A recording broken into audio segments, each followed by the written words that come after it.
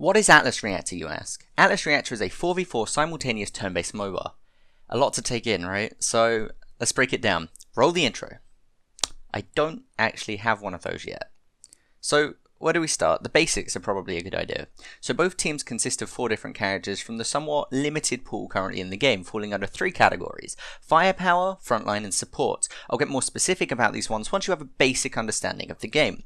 So after finding your first match, you'll start with all of your abilities on a 1-turn cooldown. This is what I refer to as the placement round. You want to communicate with your team and figure out where everyone wants to go.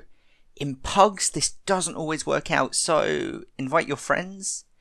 After that, the fun begins. You'll plan out your attacks that will play out in 4 different phases. Preparation phase. Now this is where most of your traps and heals and general supporty abilities will fall under. Dash phase will be your movement skills, like dashes for example, or teleports. And then you have the blast phase. This is where you get to shoot those pesky freelancers and hopefully murder them. Now, I said 4 because movement phase isn't technically an official phase or touched up in the tutorial to my knowledge, but it's the last of the bunch, and this is where your basic movements will play out. Now, let's hop back to those categories I mentioned earlier. Let's start with firepower. These, like the name refers to, are the firepower for any team, dealing out as much damage as they can, but at the cost of having low to mid ranges of HP. Meaning they must position well and rely on the next 2 categories to give them what they lack. So let's hop over to the front line. Front lines, these are your initiators. They want to be in the enemy's face, soaking up damage whilst dishing it out. Their HP ranges from mid to high. Mid HP front lines usually have some sort of mechanic like shields to compensate for their lower HP base.